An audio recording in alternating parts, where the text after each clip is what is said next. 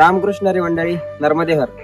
आपण करीत आहोत मा नर्मदा मैयाची पायी परिक्रमा आणि आजचा आपला परिक्रमेचा आहे 13वा दिवस.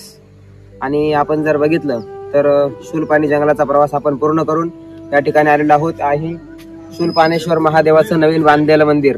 वास्तविक जे शूलपाणेश्वर महादेवाचं जे स्वयंभू लिंग होतं, मुख्य जे लिंग मानलं जायचं, ते आता नदीच्या पात्रामध्ये गेलेलं आहे. मैयाच्या पात्रात ते शिवलिंग आहे आणि हे शूलपाणेश्वर महादेवाचं नवीन मंदिर आहे. आणि या महादेवावरूनच या जंगलाला शूलपाणेश्वर किंवा शूलपाणी जंगल असं नाव पडलेलं आहे. तर शूलपाणी हे नाव का पडलेलं आहे याची फार मोठी विस्तृत कथा आहे. परंतु एक थोडक्यात कथा सांगायची तर जो अंधक नावाचा जो राक्षस होता, त्या अंधक नावाच्या राक्षसाला काही कारणामुळे शिवजींनी मारल्यानंतर ते जे त्रिशूल होतं, ते त्रिशूल सापकोडं करायचं रक्तानं वाकलेलं. तर ते या ठिकाणी जो भृगू पर्वत आहे, हा भृगू पर्वताचा परिसर आहे. आणि या भृगू पर्वताच्या परिसरामध्ये ते त्रिशूल शिवजींनी खाली मारल्यामुळं आणि इथून ते कुंड निर्माण झाले, इथून पाणी थोडक्यात उत्पन्न झालं आणि त्याला इथे ब्रह्मदेवांची स्थापना करण्यात आली आणि सरस्वती मैया साक्षात इथे उत्पन्न झाली होती असं ग्रंथामध्ये उल्लेख सापडतो. असं त्रिशूळ आपल्या हाताने शंकरजींनी येथे मारल्यामुळे शूल म्हणजे त्रिशूळ आणि हाताद्वारे ते त्रिशूळाचा खाली मारल्यामुळे भृगू पर्वतावर त्याला शूलपाणी असं नाव पडलेलं आहे. वास्तविक ही कथा फार सुंदर आणि गोड कथा आहे. परंतु जेव्हा कधी आपल्याला वेळ मिळेल ही पूर्ण कथा आपण पुढे सांगण्याचा प्रयत्न करू. आपण जर तसा प्रतिसाद दिला तर नक्कीच लवकरात लवकर ती कथा तुम्हाला सांगण्याचा आपण प्रयत्न करणार आहोत. पण शंकरजींनी येथे त्रिशूळ आपटल्यामुळे याला शूलपाणी असं या महादेवाला नाव पडलेलं आहे. आणि शूलपाणेश्वर वरूनच शूलपाणी जंगल असं या जंगलाचंही नाव पडलेलं आहे. अशा या मंदिराचं दर्शन करून आता आपण गोरा कॉलनी या गावातून पुढे निघून जो नर्मदा मैयाच्या परिक्रमेचा पुढचा प्रवास आहे, त्या परिक्रमेच्या प्रवासाकरिता आता निघालेलो आहोत आपण. रामकृष्ण हरी नर्मदेहर.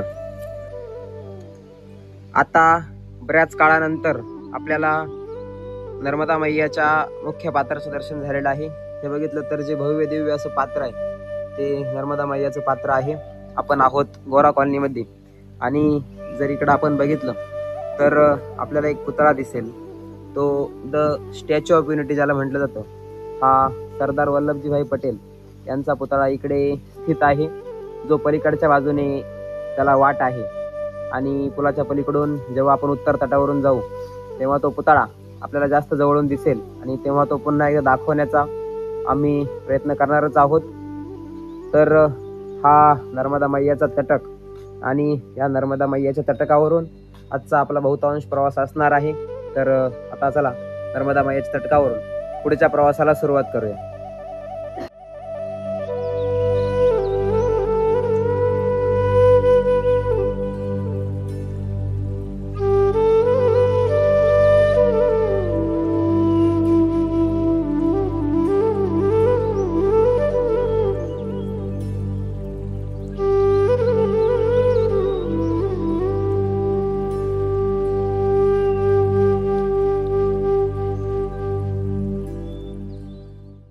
आता आपण आलेलो आहोत इंद्रवर्ण या गावातील वरुणेश्वर महादेव मंदिर येथे. आणि इथे महादेवजींची सुंदर असं शिवलिंग आणि महादेवाचं मंदिर आहे.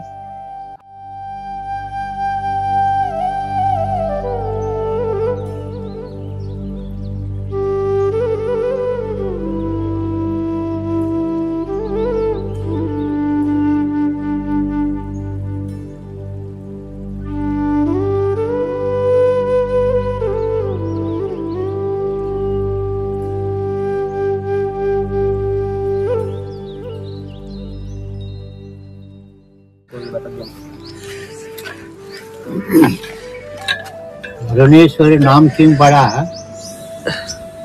सतयुग में वरुण भगवान जल देवता है. वरुण भगवान जल देवता, पानी का देवा है ना. हाँ. और इंद्र, चंद्र, वो तीनों मिलकर ऋषि गौतम ऋषि का पत्नी का खंडित किया था. गौतम ऋषि उसने शराब दिया, माता का उदर पत्थर बना दिया था, है ना, गौतम ऋषि जी सतयुग में. फिर शराब देने के बाद वो ब्रह्मगिरी में आया, नासिक में का आगे तप किया। कौन? गौतम ऋषि। तो ये लोगों को शराब दिया, माता पिता उधर शराब देकर पत्थर बन गया। ये इंद्र, वरुण और चंद्र का शराब दिया तुम लोगों को नर्मदा तट में कहा तप जब करेगा जब ये शराब का मुक्ति होगा। इसके लिए वरुण भगवान, इंद्र भगवान एक गांव में आया। अच्छा, इसका गांव का नाम है इंद्रवरण। है ना, इंद्र का मंदिर था, आगे वो पानी में चले गया। 2 साल पहले पानी आया, उसमें निकल गया ये वरुण भगवान। फिर सतयुग के बाद फिर भगवान राम जी जन्म हो गया। जनकपुर जाने के टाइम माता का उद्धार किया पत्थर से, नाड़ी अहिल्या का। उसी टाइम में इन लोग का श्राप मुक्ति हुआ। ये आने जाने वाला के लिए दर्शन से 7 पीढ़ी का श्राप मुक्ति दर्शन से। ये वरुण भगवान का मृत्यु लोक में एक ही मंदिर है इधर। सगारा दिया, इसके लिए इधर आना पड़ा जी। इसका महत्व इतना, श्राप मुक्ति 7 पीढ़ी का। नर्मदे हर। आपल्या मागच असलेलं वरुणेश्वर महादेव मंदिर, तिथून आपण दर्शन करून आता पुढे आलेलो आहोत।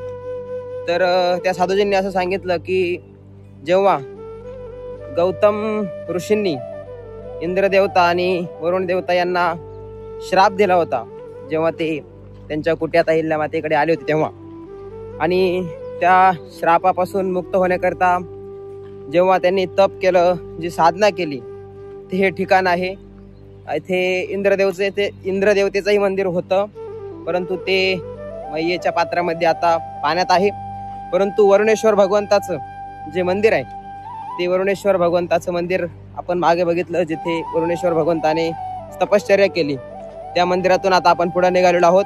आणि इकडे जर बघितलं तर नर्मदा मैयाच्या आपण तटकावर आहोत। मागे एक छोटंसं धरण पण आहे, जे सरोवर डॅम आहे, म्हणजे सरदार सरोवर जो आहे तो मागे गेलेला आहे, परंतु एक छोटंसं धरण या ठिकाणी आपण बघू शकतो। नर्मदा मैयाच्या तटकावर आता आपण आलेलो आहोत आणि सुंदर असा नजारा आपण जर बघितला तर किती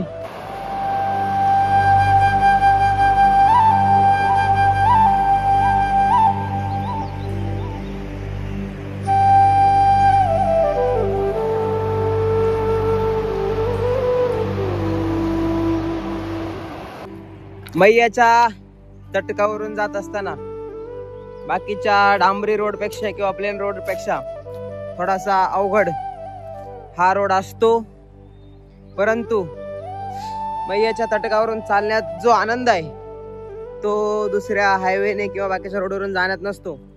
म्हणून आपण बाकीचे रोड जरा जास्त वेगाने कापलेले आहेत आणि इथे आपण निवांत चाल करीत आहोत, कारण इथे मैयाचं दर्शन या ठिकाणी होत असतं आपल्याला।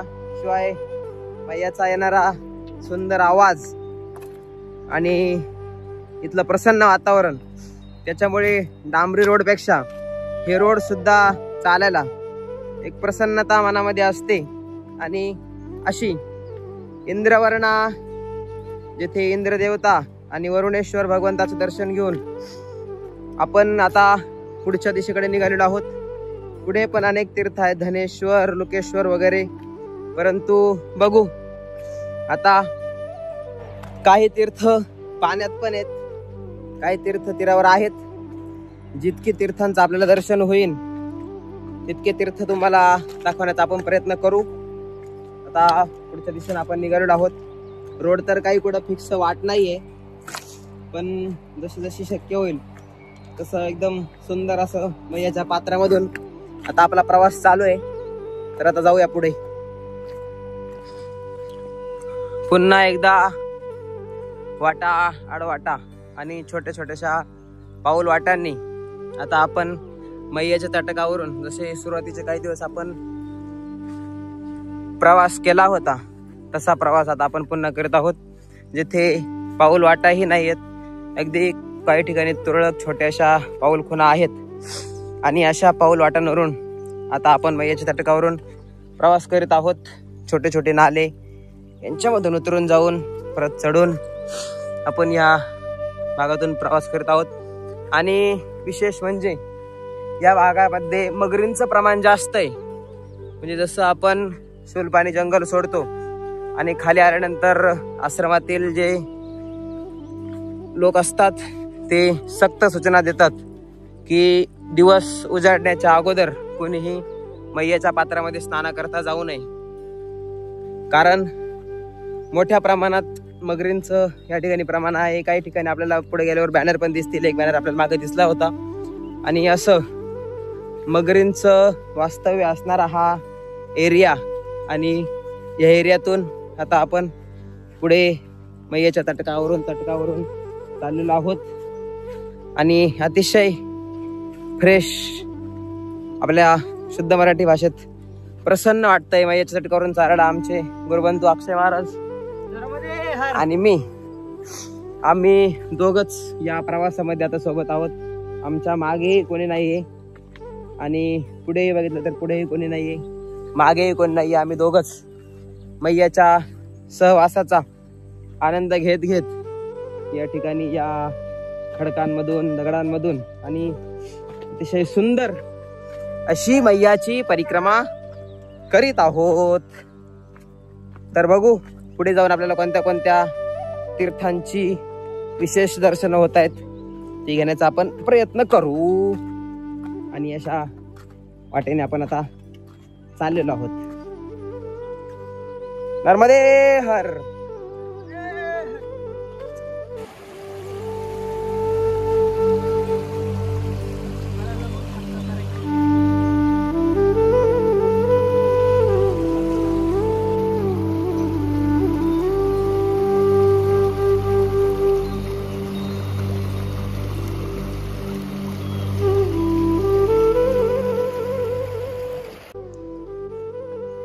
मैयाच्या तटकावरून आता आपण या मंदिरात आलेलो आहोत. इथे वैद्यनाथ भगवान किंवा वैद्यनाथ तीर्थ याला असं म्हटलं जातं. या वैद्यनाथ तीर्थ मंदिरामध्ये सध्या आपण आता जात आहोत. मा नर्मदा मैयाच्या तटकावर नानी रावल या गावामध्ये, तालुका गरुडेश्वर, जिल्हा नर्मदा, आपण गुजरात राज्यामध्ये आहोत. आणि या ठिकाणी नर्मदा मैयाच्या तटकावर जर आपण बघितलं तर या ठिकाणी वैद्यनाथ भगवंताचं मंदिर आहे. आणि इकडे जर बघितलं तर व्यासेश्वर भगवंताचं मंदिर आहे. या ठिकाणी जे देवांचे वैद्य अश्विनी कुमार होते, त्या अश्विनी कुमारांनी जी वैद्य साधना आहे किंवा वैद्य जी विद्या आहे ती विद्या या ठिकाणी घोर तपश्चर्या करून प्राप्त करून घेतली होती. आणि पुराच्या नंतरच्या काळामध्ये हे मंदिर थोडं खलन त्याचं खाली झालेलं आहे. असं हे वैद्यनाथ भगवंताचं मंदिर आहे. आणि या बाजूला जर बघितलं तर जेव्हा महर्षी व्यास आले होते, महर्षी व्यासांनी काही काळ या ठिकाणी तपश्चर्या केली होती. आणि तपश्चर्या केल्यानंतर त्यांनी जे शिवलिंग आहे ते स्थापन केलं होतं. त्या शिवलिंगाचं श्री व्यासेश्वर महादेव मंदिर या ठिकाणी शिवलिंग आतमध्ये आहे. ते शिवलिंग आपण एकदा बघूया आत जाऊन, त्याचं दर्शन घेऊया आपण.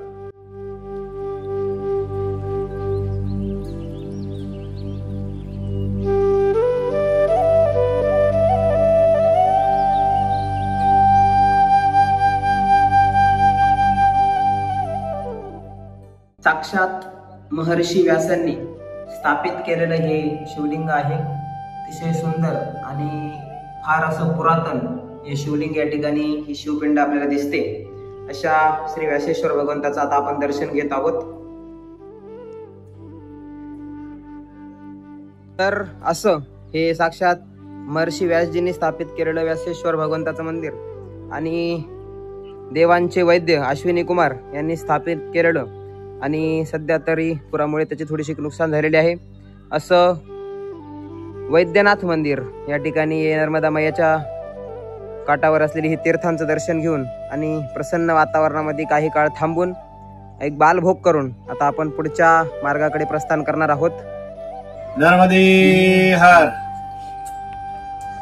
वर्तमान जो आप यहाँ उपस्थित हैं यही स्थल है व्यासेश्वर तीर्थ, और ये नानी रावल ग्राम गुजरात में दक्षिण तट नर्मदा परिक्रमा में आता है. और यही तट जब व्यास मुनि परिक्रमा कर रहे थे तभी शूर्पाणेश्वर जो क्षेत्र में है वही डूब क्षेत्र में जो है शूर्पाणेश्वर का स्थापना करने के बाद यहाँ आके उन्होंने तपस्या की थी और व्यासेश्वर तीर्थ का स्थापना किया। और इसकी जस्ट 20 हाथ के दूरी पर ही बैद्यनाथ तीर्थ है, यानी कि दोनों तीर्थ का समन्वय भी यहाँ है। और बैद्यनाथ तीर्थ ही जो है ये देव जो सूर्यपुत्र है, सूर्यपुत्र अश्विनी कुमारों का स्थापना किया हुआ है। तो सूर्यपुत्र अश्विनी कुमार कौन है? अश्विनी कुमार शनिदेव फेमस है, इसीलिए उनका रेफरेंस दे रहा हूं जी। शनिदेव की भाई हैं, यमुना की भाई हैं, यम की भाई हैं। तो ये अश्विनी कुमारों ने डॉक्टरेट यानी देव वैद्य, जो देवताओं का डॉक्टर है, ये अश्विनी कुमारों हैं। लेकिन ये पृथ्वी लोक में जन्म होने के कारण इनको देवताओं में सम्मिलित नहीं किया जा रहा था। ये पृथ्वी लोक में ही मानव को चिकित्सा कर रहे थे। तभी इनको बड़े परम तपस्वी ओंकारेश्वर के सामने च्यवन ऋषि हैं। च्यवन ऋषि 1000 वर्षों का तप कर रहे थे। ये कथा बहुत लंबी होगा, इसीलिए मैं शॉर्टकट में आप कहीं ना कहीं यहाँ पर देख लेना। शास्त्र में हर पुराण में इसका वर्णन है। च्यवन ऋषि 1000 वर्ष की थे और उन्होंने जो वहां की राजा सुकन्या था, जो उन्होंने च्यवन ऋषि के आंख फोड़ दिया था, तो उनके साथ उनका विवाह हुआ। और च्यवन ऋषि को सुकन्या ने आंख फोड़ देने के बाद उनकी सेवा जब कर रहे थे, तो सुकन्या का 21 वर्ष था। तो सुकन्या का यौवन अवस्था को च्यवन ऋषि ने सहन नहीं कर पा रहे थे, तो उन्होंने अश्विनी कुमार को सहारा लिया। अश्विनी कुमारों के साथ उनका समझौता हुआ कि अश्विनी कुमारों को देवता देवलोक में सम्मिलित करेंगे और च्यवन ऋषि को जमनता प्राप्त कराएंगे अश्विनी कुमार। तो अश्विनी कुमार में यही नानी रावल ग्राम है दक्षिणी तट में। यहाँ उन्होंने अश्विनी कुमार हो, दोनों जुड़वा भाई है, उन्होंने यहाँ तप करके जो आज की कलयुग में जिसको हम च्यवनप्राश करते हैं, वही च्यवनप्राश का फॉर्मुलेशन यही स्थान पर बना था। और वही च्यवनप्राश का रिसर्च जो यहाँ का जड़ी बूटियां, जो 51-52 प्रकार को जड़ी बूटियां जो है, उसका आपको इसी स्थल पर देखने के लिए मिलेगा। और इसी तप में उन्होंने तप करके महादेव स्वयंभू सदाशिव जो बैद्यनाथ है, बैद्यनाथ महादेव को सिद्धि प्राप्त करके आयुर्वेद का और च्यवनप्राश का फॉर्मुलेशन करके वही च्यवनप्राश च्यवन ऋषि को दिए और उनके नाम से च्यवनप्राश पड़ा था। जमनता फिर से लौटाए थे। यही तीर्थ महा से महातीर्थ है। अभी परिक्रमा की महात्मा, आप स्वयं तो परिक्रमा आपने नहीं किया, लाखों करोड़ों जन्म देखो इस पृथ्वी लोक में, आज इस कलिकाल में जो आपकी ये जो भौतिक युग है, इस आधुनिक युग में आपने परिक्रमा उठाया, मतलब कीड़े मकोड़े की तरह इस पृथ्वी लोक में जन्म हो रहे हैं और मृत्यु हो रहे हैं। लेकिन आपको ही ईश्वर क्यों उत्तराधिकारी बनाया? आपको ही क्यों ईश्वर ने प्रेरणा बताई कि आप परिक्रमा करें? क्योंकि आप में कुछ विशेष होगा जिसको परमात्मा स्वयं श्री कृष्ण में गीता में कहा कि मनुष्येन सहस्रेषु, कि आपकी जो इंटरनल जो चिप, जो आपकी क्रम और आपकी जो प्रारब्ध है वो एक्टिवेट हो रहा है, इसीलिए आपको परमात्मा ने परिक्रमा के लिए चुना। लेकिन आप परिक्रमा चुनाए तो 40 वर्ष 14 वर्ष किसी आश्रम में रहे, साधनारत रहे आप, तो कहा जाता गुरु के आश्रम में 14 वर्ष तक। संदीपनी के आश्रम में भगवान श्री कृष्ण भी 14 वर्ष रहे। वशिष्ठ मुनि के आश्रम में भगवान श्री रामचंद्र ने जी भी उनके कुल गुरु के आश्रम में रहे, तो 14 वर्ष गुरु के कुल में रहे के योग का अभ्यास, भक्ति का अभ्यास, ज्ञान का अभ्यास करने के बाद चिदानंद स्वरूप परमात्मा का आभास होता है। ऐसे हमारा वेद और पुराण और शास्त्र में कहा गया है। लेकिन आपको परिक्रमा, मां नर्मदा का परिक्रमा, जो चेतन स्वरूप है, जो दिव्य स्वरूप है, जो शक्ति स्वरूपा है, उस शक्ति स्वरूपा का जब आप परिक्रमा मन से, ओंकारेश्वर से, अमरकंटक से कहीं भी संकल्प ले कहते हैं कि हे माँ, मैं आज मेरा अहंकार को विसर्जित करके तेरा शरण लेके मैं आज परिक्रमा उठा रहा हूं, तभी ही आपकी शरीर और आप अलग हो गए। शरीर अलग रहा, आप अलग रह गए। पंचभौतिक शरीर को, वही अहंकार को आपने देखा, लेकिन माँ का शक्ति को धारण करके आप परिक्रमा में जा रहे हैं। तो परिक्रमा में जब आ रहे हैं, ये भी कौन करा रहा है? ये परम सत्ता करा रहा है। लेकिन जब परिक्रमा में आप चलते हैं, आप किसी को जाने अनजाने नहीं करते हैं, तो आपको बहुत सारे अनुभव होगा कि आपको किसी भी परिस्थिति में भी माँ का भी खालीपन करने नहीं देता, आनंद ही आनंद देता है। क्योंकि वो कभी कपड़े नहीं हो तो कपड़े की व्यवस्था करता है, बैग नहीं हो तो बैग का व्यवस्था करता है, बर्तन नहीं हो तो बर्तन का व्यवस्था करता है, चप्पल नहीं हो तो चप्पल का व्यवस्था करता है, अगर अर्थ चाहिए तो अर्थ का भी व्यवस्था करता है। पेट की भूख तो कराता ही है संतोष। प्रत्येक जगह में कहीं ना कहीं आप जो खाने का इच्छा करोगे वही खिला देता है। तो उस दिव्य चेतना सदैव आपको इस कलयुग में देखने के लिए मिलेगा कि कलयुग में भी आपको ऐसे दिव्य चेतना सहयोग करते जाता है। क्यों करता है?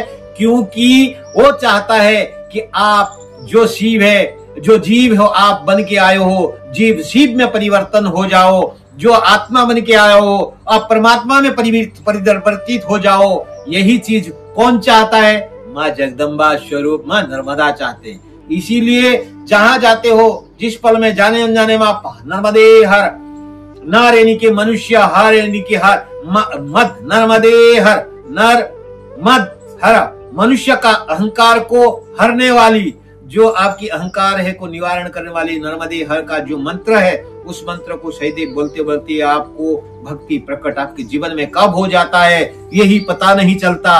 कभी घर में आपने प्राणायाम नहीं किया होगा, प्राणायाम मतलब समस्त योग की भाषा बोलता हूँ जो पतंजलि रामदेव बाबा बोलते हैं। प्राणायाम प्राण शक्ति का आयाम करना प्राणायाम है। प्राणायाम आपने कभी नहीं किया, कुंभक का भी नहीं किया, रेचक का भी नहीं किया, आपने कभी पूरक नहीं किया होगा, कभी आपने केवली कुंभक नहीं किया होगा, लेकिन ये परिक्रमा मात्र से स्वतः सिद्ध हो जाता है। कैसे होता है उसका थोड़ा सा झलक देता हूँ। जब आप बड़वानी से निकले, सुलपानेश्वर झाड़ में आए, तो कभी उतार चढ़ाव, कभी पहाड़ में चढ़ा, कभी नीचे चढ़ा, कभी भोजन किया, कभी नहीं किया। उस जंगल में जब आप जाते हैं या चलते हैं तो आपको ऑटोमेटिक स्वतः आपकी प्राण शक्ति का विकसित हो जाता है।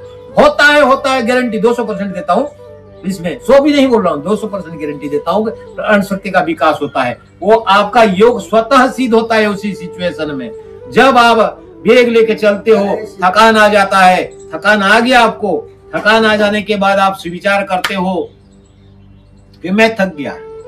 मैं थक गया आप नहीं बोलते उस समय में आपको सदैव आता है कि जो परमात्मा की जो वेद का 3 वाक्य आता है कि अहम ब्रह्मास्मि हूँ, मैं चिदाकाश स्वरूप हूँ, मैं स्वहम स्वरूप हूँ। वेद की जो 3 वाक्य है वो आपके स्मरण आ जाता है कि सदैव उसका स्मरण और चिंतन करना चाहिए कि अहम ब्रह्मास्मि।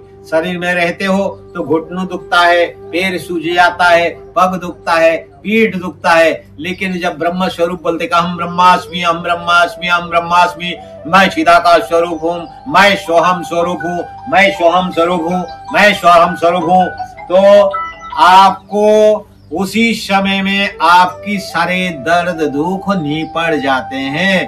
तो ज्ञान भक्ति और योग परिक्रमा में सिद्ध होता है।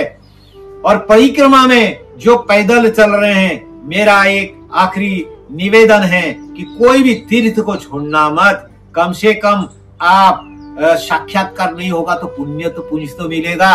देवताओं में तो जा सकते हो, पुण्य जितनी अर्जन करोगे तो देवता बन सकते हो, लेकिन देवता को भी एक दिन मनुष्य बनना पड़ता है। मनुष्य एक ही मात्र प्राणी है जो आत्म साक्षात्कार कर सकता है, ईश्वर तत्व का बोध हो सकता है। बहुत कुछ कहने के लिए है, दिन बीत जाएगा, लेकिन अभी इतना ही कहूंगा। कभी होगा मुलाकात तो जरूर बोलूंगा।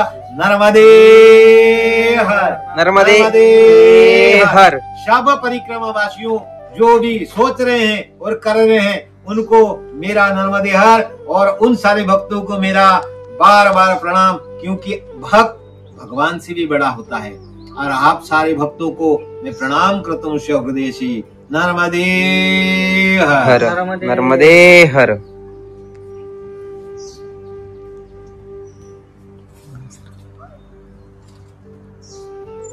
व्यासेश्वर महादेव मंदिर आणि वैद्यनाथ महादेव मंदिर जिथे च्यवन ऋषींसाठी तयार करण्यात आलं, त्या मंदिराचं दर्शन घेऊन आता आपण नर्मदा मैयाच्या कडेकडेने रणछोडनाथ मंदिर असं पुढे आपल्याला सांगितलं, रणछोडनाथ मंदिर पुढे आहे.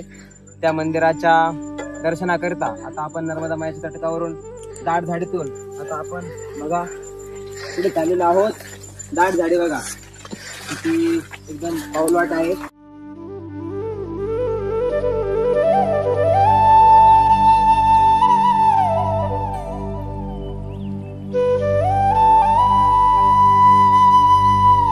रणछोडराय मंदिराकडे जाताना आपण जर बघितलं तर हे आहे नर्मदा मैयाचं मुख्य पात्र आणि इकडून जी येणारी नदी दिसते आपल्याला छोटीशी, ही अनडवाही नदीच्या पात्रातून आता आपण पुढे आलेलो आहोत. आणि येथे अनडवाही नदी आणि नर्मदा मैया या दोघींचा संगम आहे. तर अशा संगमातून नर्मदा मैयाच्या तटकावरून बारीक पाऊल वाटेनं आपण आता पुढच्या प्रवासाला आणि रणछोडराय मंदिर असं पुढं जे मंदिर आहे रामपुरा या गावात चाललेलो आहो. बहुतेक तिथंच आपली दुपारचं जेवणाची व्यवस्था आणि विश्रांतीची व्यवस्था असेल असं मला वाटतंय आणि तिथेच आपला शक्यतो दुपारचा विश्रांतीचा ठेपा होईल असं वाटतंय. तर बघू आता पुढे गेल्यावर काय होतंय. नर्मदा मैयानं आपली कशी काय व्यवस्था करून ठेवलेली आहे ते तिथे गेल्यावरच आपल्याला कळणार आहे.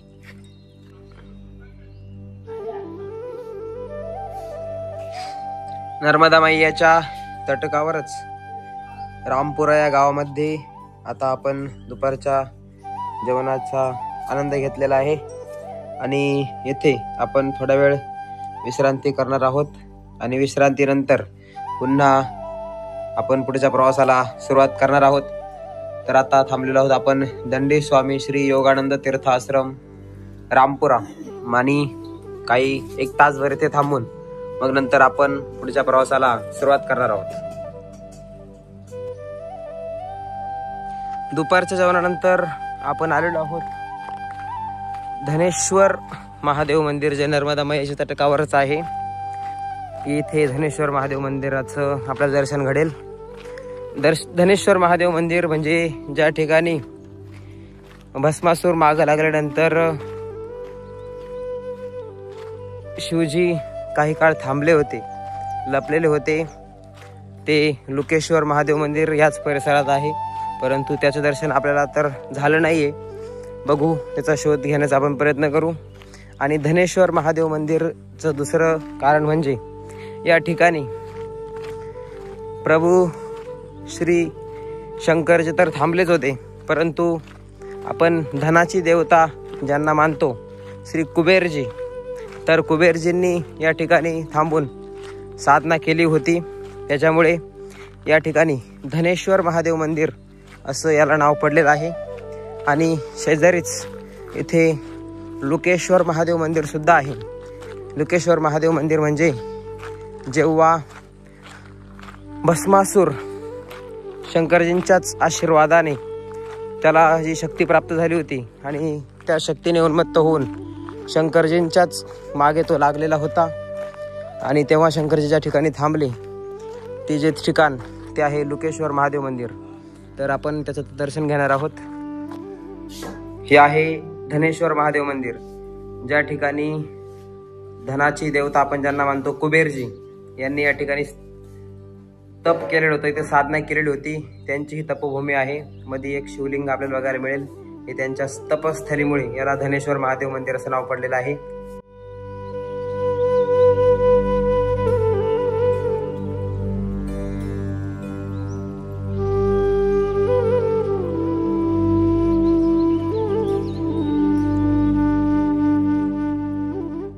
येथून धनेश्वर महादेव मंदिरातून बाहेर आल्यानंतरच अगदी ह्याच बाजूला आपण जर बघितलं तर समोरासमोर इकडे लोकेश्वर महादेव मंदिर आहे.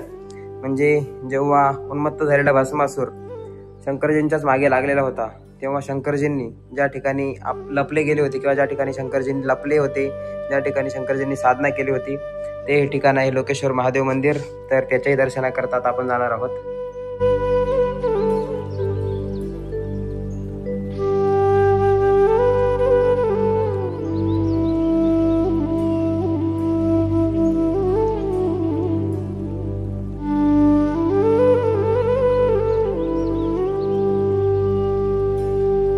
येथे दिलेल्या माहितीनुसार कुबेर भगवंतांनी या ठिकाणी 100 वर्ष जवळजवळ तपश्चर्या केली होती आणि तेव्हा त्यांनी या शिवलिंगाची ते स्थापना केलेली आहे आणि त्याच्यामुळे याला धनेश्वर महादेव प्रथम कुबेर असं सुद्धा म्हटलं जातं. अशा मंदिराचं दर्शन घेऊन आता आपण पुढच्या प्रवासाला निघलेलो आहोत. आता आपण चाललेलो आहोत कोठारा गावामध्ये आणि आपण जर बघितलं तर जसं आपल्याकडे सोलापूर वगैरे भागामध्ये पंढरपूरकडे केळीच्या बागा दिसतात, तशा जर गुजरातमध्ये बघितल्या तर जिकडे बघितलं तिकडे जशा आपल्याकडं अगोदर महाराष्ट्रामध्ये किंवा आपल्या तालुक्यांकडं जशा डाळिंबाच्या बागा अगोदर दिसायच्या, तशा अगदी कुठपर्यंत जरी बघितलं तरी सगळीकडं केळीच्याच बागा आपल्याला दिसतील. इकडं ही केळीच्याच बागा आहेत, पुढं सुद्धा केळीच्याच बागा आहेत आणि इकडं सुद्धा केळीच्याच बागा, जिथं केळी भरण्याचं आता काम चालू आहे. तसं बघा सर्वकडे सगळीकडेच आपल्याला केळीच्या बागा दिसतील. असं गुजरात राज्य आहे आणि जेथे केळीच्या फळाचं सुद्धा मोठ्या प्रमाणात उत्पादन घेतलं जातं असं आपल्याला म्हणायला अडचण नाही, हरकत नाही. बघा सगळीकडं केळीच्या बागा आहेत. इकडची केळीची बाग अजून छोटी आहे जरा, परंतु ही बाग भरपूर मोठी आहे. तिचे काही फळं आता गेलेले पण आहेत, घड नवीन घड काही येत आहेत. इथे बघितलं तर हे जुने घड असतील किंवा हे नवीन घड, आता नवीन घड येत आहेत. अशा या केळीच्या बागा गुजरातमध्ये फार मोठ्या प्रमाणात आपल्याला या मार्गावर आता आज बघायला मिळत आहेत. शूलपाणी जंगलात आपल्याला काही मिळत नव्हतं, म्हणजे MP मध्ये बागा भेटायच्या आपल्याला बऱ्यापैकी. शूलपाणी जंगलाच्या प्रदेशात काही नव्हतं, परंतु आता गुजरातमध्ये आल्यानंतर परत मोठ्या प्रमाणात केळीचं उत्पादन इथे आपल्याला बघायला मिळत आहे. आज आपण कोठारा या ठिकाणी जाता कुंभेश्वरला मुक्कामाला जाणार आहोत, कारण येथे आपल्याला जो आश्रम मिळालेला आहे तो आपले साधकांचे मायबाप संत ज्ञानेश्वर महाराज, म्हणजे अर्थात आपले माऊली, आणि माऊलींच्या नावाने जो आश्रम आहे संत ज्ञानेश्वर महानर्मदा सेवा आश्रम, त्या आश्रमाकडे आज आपण निघालेलो आहोत. आणि आजचा मुक्काम आपण कुंभेश्वर येथे करणार आहोत, कारण एकतर माऊलींच्या नावाने आश्रम आहे, त्याचं एक थोडंसं आपल्याला वेगळं आकर्षण इकडं आल्यावर वाटत असतं. एक आपला असतं, आपण म्हणतो ना की आपला अभिमान नसण्यापेक्षा एक स्वाभिमान असतो आपल्याला, तर तो स्वाभिमान आपल्याला या ठिकाणी थोडासा जागृत होतो. आणि नर्मदे हर त्या स्वाभिमानापोटी. आणि दुसरं विशेष कारण म्हणजे जर आपण कोठाराला गेलो तर सरळ आपण पुढे कुंभेश्वर भगवंताचं दर्शन न घेता जाऊ. त्याच्यामुळे आपण आज कुंभेश्वरमध्ये मुक्कामी राहून कुंभेश्वर भगवंताचं आज उद्या सकाळी दर्शन वगैरे करून मग आपण पुढच्या प्रवासाला निघणार आहोत. तर आता जाऊया ज्ञानोबारायांच्या नावाने असणारा ज्ञानेश्वर महाराज महानर्मदा सेवा आश्रम कुंभेश्वर येथे. फायनली आपण आलेलो आहोत संत ज्ञानेश्वर महाराज महानर्मदा सेवा आश्रम. याचे संचालक आहेत आपले सुदाम नाना शिंदे माऊली, जे नाशिकचे दिंडोरी तालुक्यातील आहेत. आणि या सर्व आपल्या आज्या बघितल्या तर ह्या सुद्धा आजी नर्मदेहर, या सर्व दिंडोरी तालुक्यातील वेगवेगळी गाव आहेत तुमची, एकच गावातले सगळ्या वलखेड मधलेच आहेत. बर, या सगळ्या आजी आपल्या वलखेड गावातील, तालुका दिंडोरी आणि नाशिकच्या, महाराष्ट्रातील अगदी आपलं हक्काचा आश्रम, आपल्याला म्हणायला काही अडचण नाही असा आश्रमामध्ये आपण आलेलो आहोत. आणि आपले माऊली सुदाम नाना, ज्यांचं नाव आहे सुदाम नाना शिंदे, जे हे माऊली आहेत, यांच्या आश्रमात आज आपण आलेलो आहोत. नर्मदे हर माऊली. वलखेडचे माऊली आहेत आणि तालुका दिंडोरी, जिल्हा नाशिकचे. आणि अगदी साधकांसाठी हक्काचं जे ठिकाण आहे, स्थान आता नर्मदा मायाच्या तटावर गुजरात राज्यामध्ये. आणि याला तालुका कोणता येतो इथं? नांदोद तालुका, जिल्हा नर्मदा. आणि जेव्हा आपण इथं येतो, इथं महादेवच मंदिर, रामेश्वर, लक्ष्मणेश्वर, कुंभेश्वर, हनुमंतेश्वर, सगळे इथं जवळच तीर्थ आहे. आणि कुंभेश्वर इथं मुख्य गाव आहे. तर या गावामध्ये आणि साधकांसाठी, आपण ज्यांना साधकांचे मायबाप म्हणतो, असे ज्ञानोबाराय माऊलींच्याच नावानं हा आश्रम माऊलीने काढलेला आहे. आणि या ठिकाणी आपण आता हक्काच्या ठिकाणी आलेलो आहोत. इकडे जर बघितलं अगदी हक्काच्या ठिकाणी केव्हा यायचं, किती दिवस राहा, साधना करा, पारायण करा, अशा पवित्र जागेवर सर्वांसाठी तो आश्रम 24 तास खुला आहे. जी, गोरा कॉलनीतून आपण जेव्हा रामपुरा वगैरे तिथून तट सोडून मधल्या रस्त्याने येतो, तेव्हा कटोरा जे आपल्याला गाव लागतं, त्या कटोरा गावाच्या मागेच थोडस 1.5 ते 2 किलोमीटर उजव्या हाताला मध्ये वळाल्यानंतर गावात हा संत ज्ञानेश्वर महाराज मा नर्मदा आश्रम आहे. आपण कोणालाही विचारलं तर बऱ्याच ठिकाणी त्याचे बॅनर आहेत. या ठिकाणी कोणीही महाराष्ट्रीयन किंवा साधक मंडळी कोणी जरी आलं तरी नक्की आपल्या माऊलींच्या आश्रमामध्ये आपले श्रीमान सुदाम नाना शिंदे माऊली नाशिकचे जे आहेत त्यांच्या आश्रमात नक्की या आणि इथे विश्रांती आपण करू शकतात. भोजन आणि साधनेसाठी सुद्धा अतिशय शांत आणि निसर्गरम्य वातावरण आहे. तरी कधी आले तरी नक्की आपण या ठिकाणी या. बोला माऊली नर्मदे हर. ओम जय जगदानंदी देवी सकळ भुवन पराप विराजित निषदि निरानंदी पूर्व जुग जुगानंदी गावत गंगा शंकर देवत रेवा शंकर तुम भव मेटंती. ओम जय जगदानंदी. राम कृष्ण हरी राम कृष्ण हरी राम कृष्ण हरी राम कृष्ण हरी राम कृष्ण हरी राम कृष्ण हरी राम कृष्ण हरी.